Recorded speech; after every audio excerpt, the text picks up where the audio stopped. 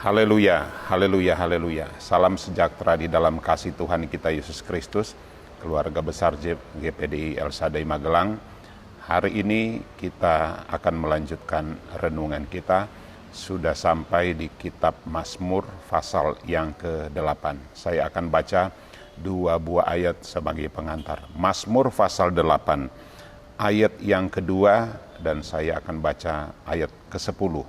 Mazmur 8, ayat 2 dan ayat yang ke-10. Ya Tuhan, Tuhan kami, betapa mulianya namamu di seluruh bumi. Keagunganmu yang mengatasi langit dinyanyikan. Ayat yang ke-10. Ya Tuhan, Tuhan kami, betapa mulianya namamu di seluruh bumi. Renungan saat ini saya beri judul Allah yang layak dimuliakan. Dari kedua ayat yang kita baca, Mazmur 8 ini ayat 2 dan 10 berisi kalimat yang sama, pengagungan terhadap kemuliaan Allah, dan memang kita sebagai manusia layak mengagungkan Dia. Secara keseluruhan, Mazmur pasal 8 ini berisi satu perenungan yang penuh dengan rasa hikmat disampaikan oleh Raja Daud. Dia menyatakan keagungan dan kemuliaan Allah itu melebihi segala-galanya.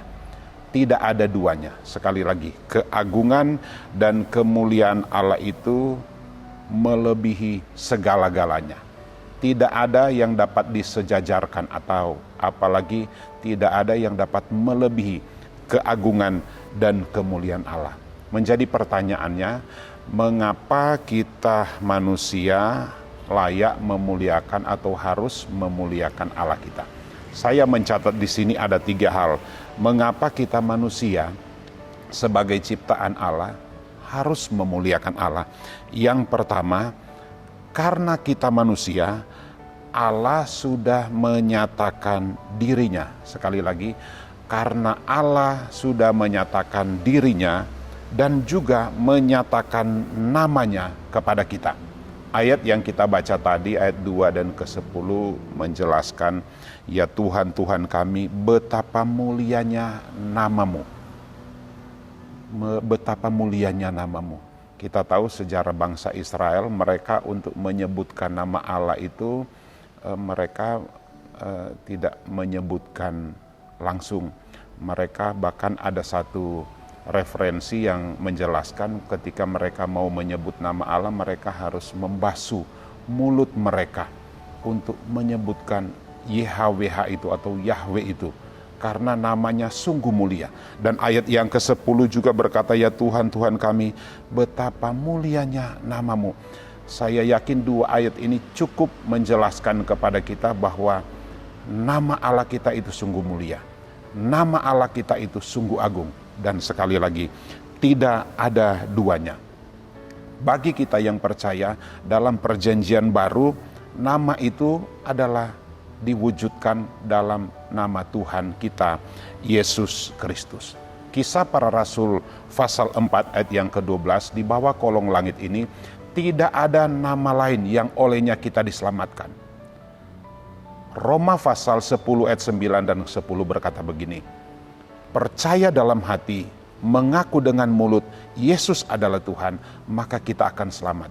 Ini nama-nama yang luar biasa. Sekali lagi, tidak ada nama seperti nama dari Tuhan Yesus Kristus. Saya akan membaca beberapa ayat di dalam Kolose pasal 1, ayat yang ke-15. Judul perikopnya, keutamaan dari Kristus. Berkata begini, Ia adalah gambar Allah yang tidak kelihatan, yang sulung, lebih utama dari segala yang diciptakan. Ayat 16, karena di dalam Dialah telah diciptakan segala sesuatu yang ada di sorga dan yang ada di bumi, yang kelihatan dan yang tidak kelihatan, baik singgasana maupun kerajaan, baik pemerintah maupun penguasa.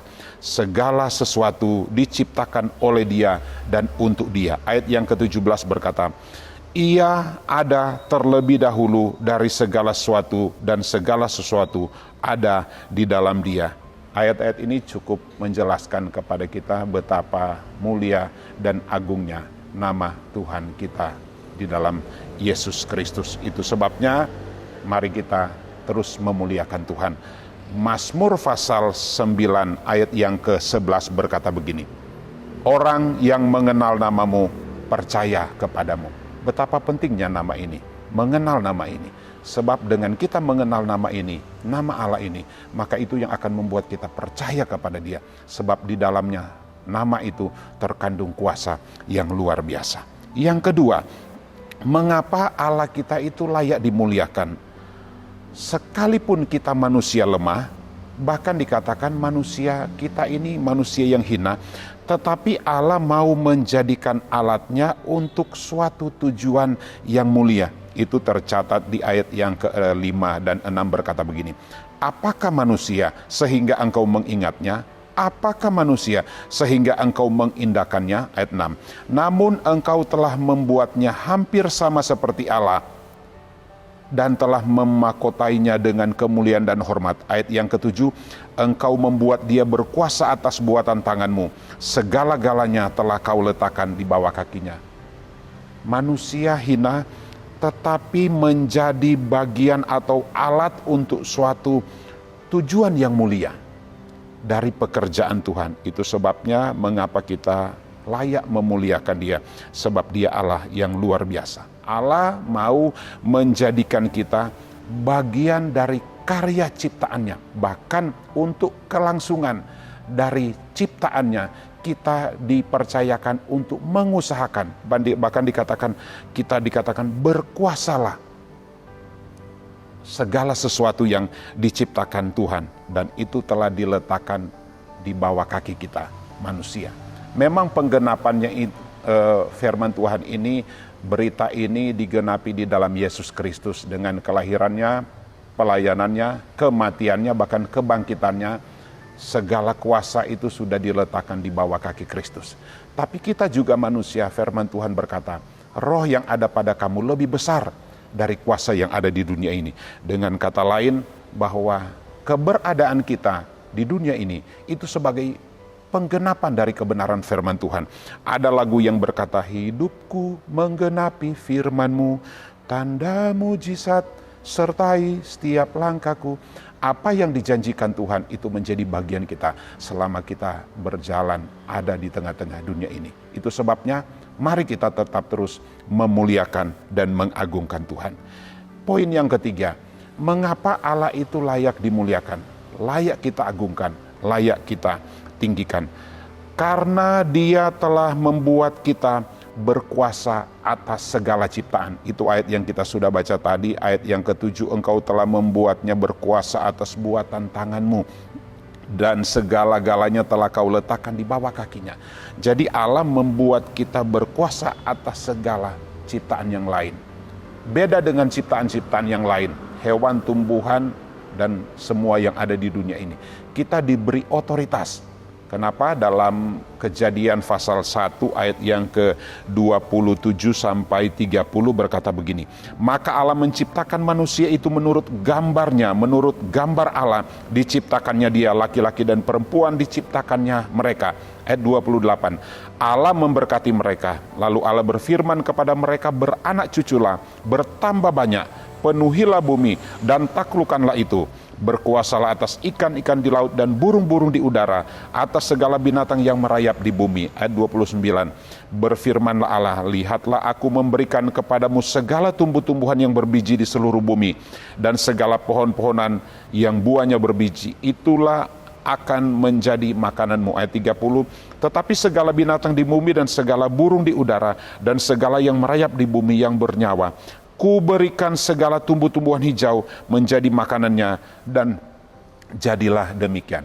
Termasuk di dalamnya bahwa manusia diberi kuasa untuk mengelola, untuk mengatur segala sesuatu.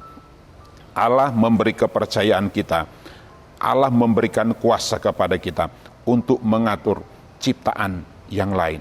Inilah keistimewaan kita manusia, keistimewaan dari ciptaan yang lain. Mazmur 139 ayat 14 berkata begini, aku bersyukur kepadamu oleh karena kejadianku dahsyat dan ajaib. Ajaib apa yang kau buat dan jiwaku benar-benar menyadarinya. Jadi pemazmur mengungkapkan rasa syukurnya. Dia mengagungkan dan memuliakan Tuhan sebab Tuhan membuat dia begitu ajaib. Ajaib dan dahsyat apa yang Tuhan lakukan di dalam pribadi pemazmur. Dan sama seperti kita, keberadaan kita boleh merasakan keajaiban-keajaiban Tuhan. Kita juga dapat melihat keajaiban Tuhan melalui ciptaannya. Segala yang diciptakan Tuhan, benda-benda penerang di langit, matahari, bulan, dan bintang, dan semua yang ada itu dipersembahkan untuk kita, menjadi berguna bagi kita. Semua ciptaan di dunia ini itu diperuntukkan untuk kelangsungan hidup manusia dan bermanfaat bagi manusia. Sebagai kesimpulannya, mengapa Allah layak kita muliakan? Yang pertama, sebab hanya kepada Dia manusia datang, hanya kepada manusia Allah datang menyatakan dirinya. Sekali lagi, karena hanya kepada manusia Allah menyatakan kemuliaannya, menyatakan dirinya. Kedua, karena kita manusia ini diciptakan serupa dan segambar dengan Allah. Sekali lagi, sangat berbeda dengan ciptaan yang lain. Yang ketiga, karena Allah memberikan kuasa kepada kita manusia, berbeda dengan ciptaan yang lain. Keistimewaan kita manusia diberi otoritas, diberi kuasa untuk mengatur segala sesuatu yang sudah Allah ciptakan demi kelangsungan hidup kita manusia. Layaklah Dia dipuji, layaklah Dia disembah, dan layaklah Dia dimuliakan. Puji Tuhan. Mari kita berdoa. Biarlah kami semua jemaat GPD El Shaddai Magelang menanggalkan manusia lama kami serta kelakuan, dan telah mengenakan manusia baru yang terus-menerus diperbaharui untuk memperoleh pengetahuan yang benar menurut teladan Allah yang sudah menciptakan segala sesuatu yang ada di muka bumi ini.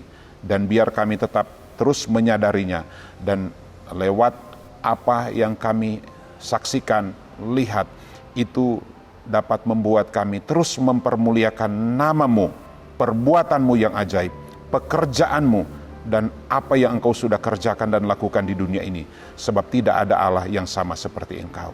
Berkati kami di aktivitas selanjutnya, kami menyerahkan tubuh, jiwa, dan roh kami. Di dalam nama Tuhan Yesus Kristus kami berdoa mengucap syukur. Haleluya, haleluya. Amin.